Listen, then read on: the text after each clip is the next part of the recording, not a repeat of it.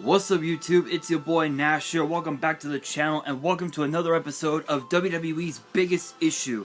This week's episode is actually one that I don't think I've done in quite a while, I don't think, but I'm going to be talking about the pros and cons of NXT Stand and Deliver 2023 and what exactly we could expect to see take place at Stand and Deliver. Now, I do want to show off that this book is almost done. As you guys can tell by the bookmark, this book will only last potentially until the end of the year, which is insane.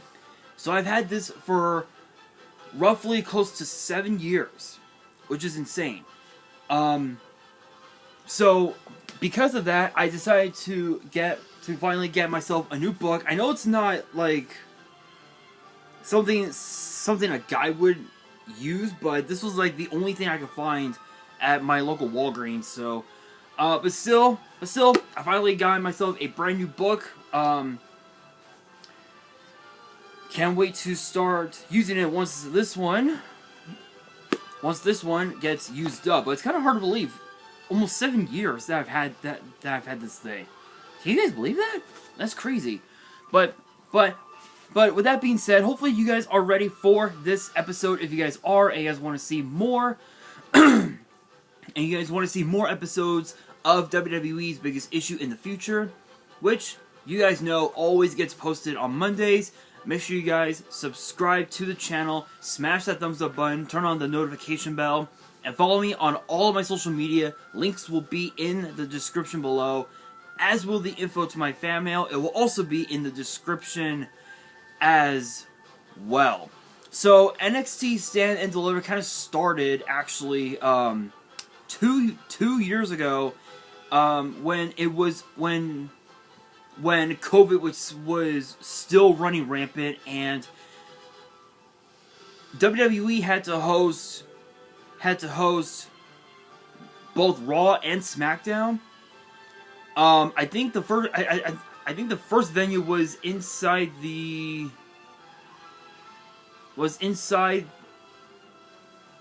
as far as COVID goes. The first venue was obviously the Performance Center for quite a while.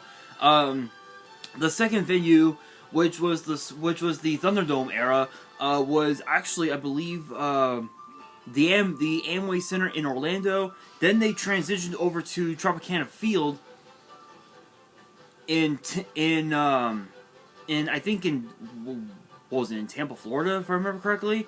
And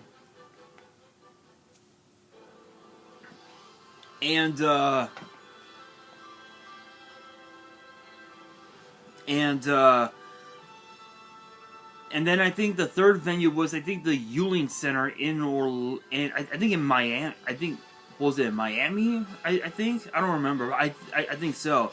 And then NXT, once they were able to gain access to the Performance Center, because they had to continue airing their shows at Full Sail, they decided to host all of their NXT events inside the Performance Center moving forward, because, well, it became known as the Capitol Wrestling Center, which made no sense whatsoever.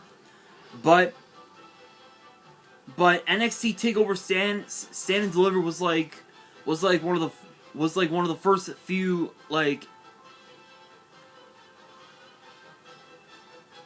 had played host to pretty much all of the premium live events up until what was it, Vengeance Day, if I remember correctly, because Vengeance Day, just not long ago, you guys know, was in Charlotte, North Carolina. So NXT Takeover Stand and Deliver was basically WrestleMania.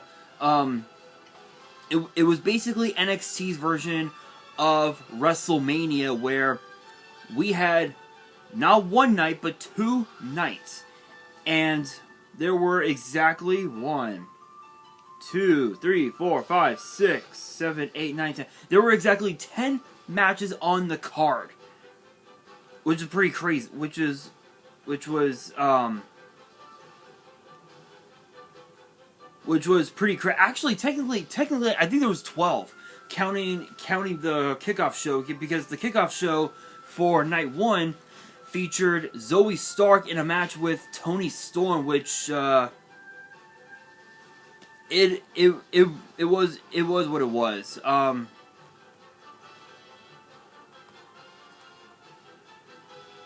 So night 1 featured, as far as the pre-show goes, featured Zoe Stark against Toni Storm, who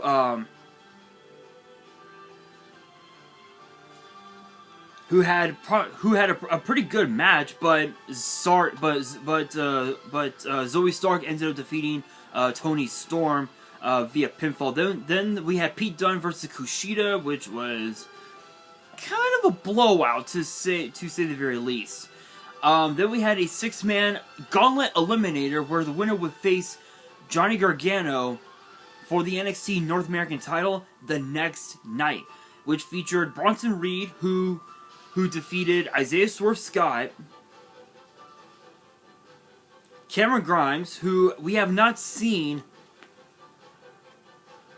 in months. We haven't seen him in months, so we don't know exactly if or when we'll see him back in WWE. LA Knight, Dexter Lumis, and if you can believe this, Leon Ruff. Yeah, it was a bit of an odd person, to say the very least. Then, of course, we had Gunther. We had Gunther facing off against Tommaso Ciampa for the NXT UK title, which that was an instant classic. Then we had MSK. If you guys remember that team, it featured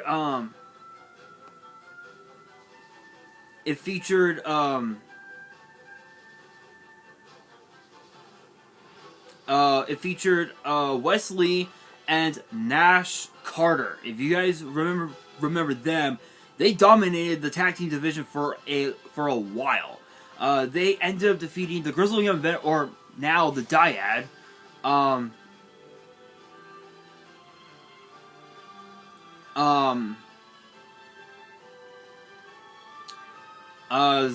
James Drake and Zach Gibson, or I guess now,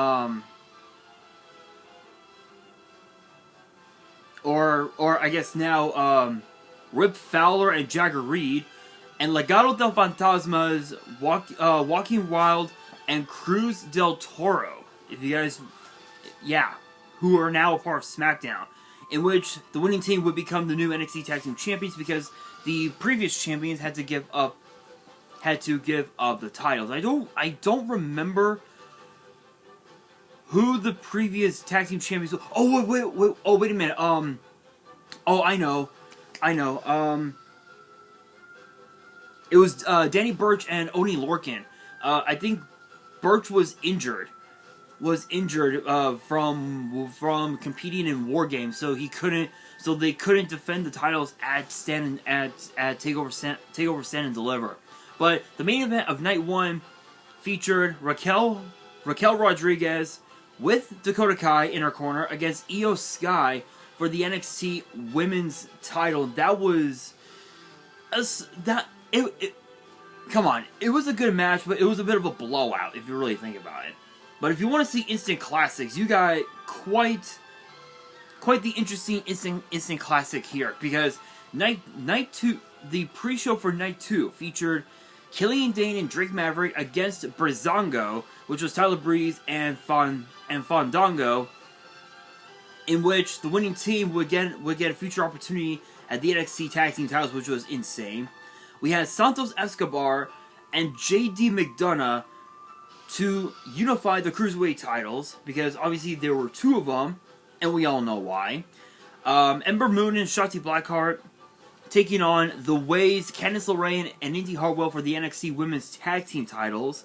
Johnny Gargano versus Bronson Reed for the North American title.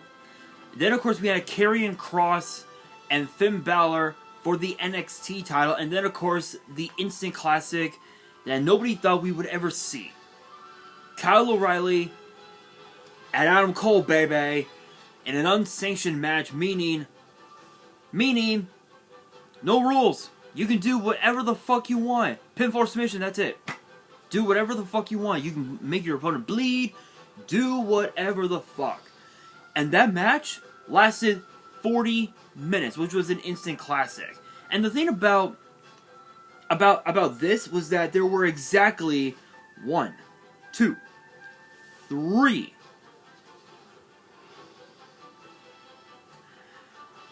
4, 5, 6, 7. All 7 titles in NXT, including the NXT UK title, were defended. But if you look at last year's Stand and Deliver, last year's show was not what we were expecting, because we saw the reunited team of Raquel Gonzalez and Dakota Kai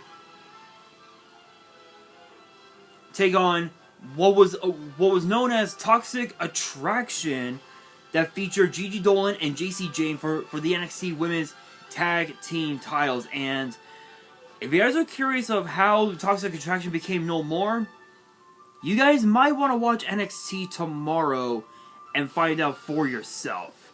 All I can tell you right now is that Mandy Rose is no longer in WWE. She got fired because of some things that she's been doing recently. But not only that, Roxanne Perez, in the process, became NXT Women's Champion, and Vengeance Day basically became the peak of Toxic Attraction. So again, watch NXT tomorrow. You guys will know. Then of course we had the ladder match for the NXT North American title, which featured Cameron Grimes, Carmella Hayes with Trick Williams, Santos Escobar, Solo Sikoa, and Grayson Waller, which was an insane match. Grimes ended up picking up that victory. Then, of course, we had Tony D'Angelo with Untold Crimes and Penalties, AJ Galante,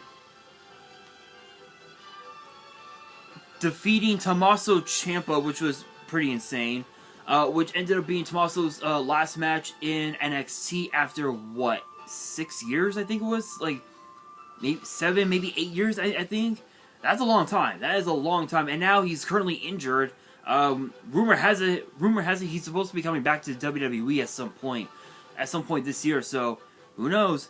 Then, of course, we had MSK defeating Imperium and the Creed Brothers to win the NXT Tag Team titles, which was an insane match.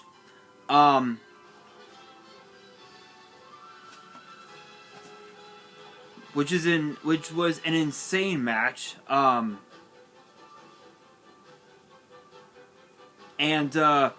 This would end up being the last time we would ever see Carter in WWE because of some BS that took place.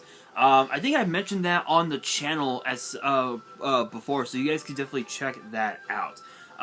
Speaking of Mandy Rose, she defeated both Cora Jade, Alba Fire, or I guess now Kaylee, or I guess back then Kaylee Ray, and Io Shirai, or now Io Sky, to retain the NXT Women's title. Then we had Gunther defeating LA Knight, and Dolph Ziggler defending the NXT title against Braun Breaker. So this was a bit of a blowout. But now the question becomes, what can we expect to see take place at NXT Stand and Deliver?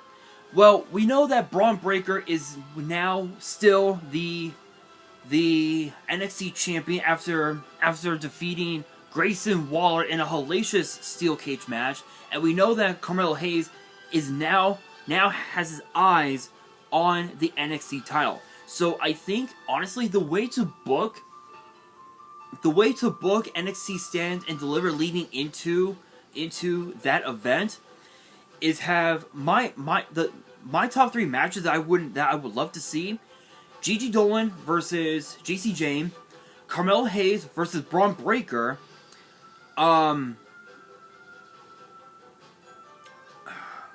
Roxanne Perez defending her title in a fatal 4-way, which that would really test her limits as NXT Women's Champion. And another match that I would not mind seeing, the Creed Brothers, Indus, The New Day, Pretty Deadly, Gallus, and the team of Adrian Enofe and Malik Blade inside the Elimination Chamber. And the reason why I bring up the Elimination Chamber is because this Saturday we've got the Elimination Chamber coming up, and it's gonna be probably one of the most stacked cards we had seen in the history of the Elimination Chamber premium live event. So what if NXT did bring the Elimination Chamber into NXT? New Day would be getting their rematch for the NXT Tag Team titles, and they've been inside the chamber before, and they've actually won the chamber before, so they know the dangers that right there would give them the advantage. So what if NXT brought the Elimination Chamber to NXT? Odds are it would test the limits of all 12 combatants. Gallus, New Day, Creed Brothers, Indus, Pretty Deadly, Enofe, and Blade. It would test their limits and see who deserves to be the NXT Tag Team Champions. Because right now, the Creed Brothers have been in this rivalry with Indus, and not only that, but the Creeds have a little bit of business with Gallus. Pretty Deadly have got business with Gallus. New Day, have business with Pretty Deadly, and Enofe and Blade, they would just end up being the dark horses of that match. So, is it possible we'll ever get that match, the Elimination Chamber? It's a very high possibility, but only time will tell. But I will admit, this is going to be a pretty interesting one, because we know that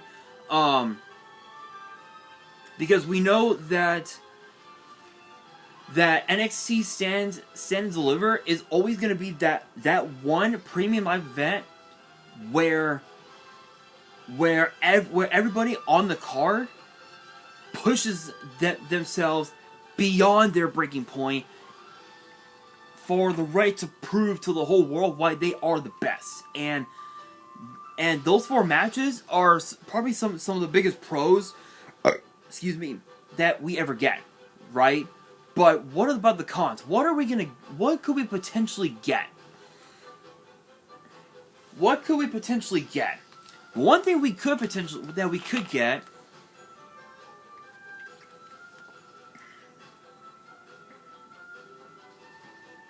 Sorry guys, the fucking mucus. You guys know what's up.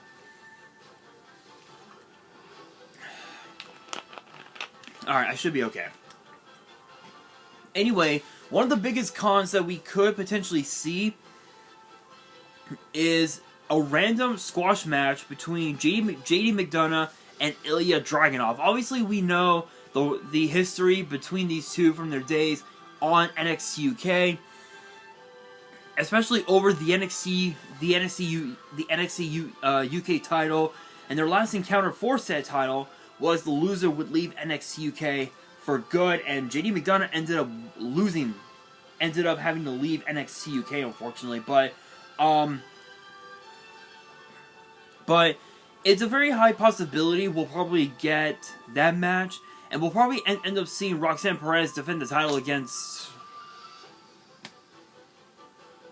some random competitor, which will probably be like Zoe Stark or something like that. Which, I mean, I wouldn't mind. I wouldn't mind it, but Roxanne Perez needs a challenge. Not that I'm like saying that she hasn't been challenged. I feel like as if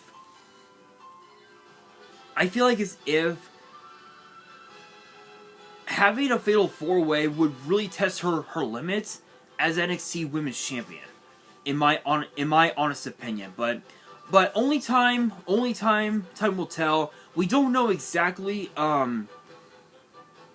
Again, we don't know exactly what matches are going to be on the card for Stand and Deliver, we'll probably find out tomorrow night on NXT.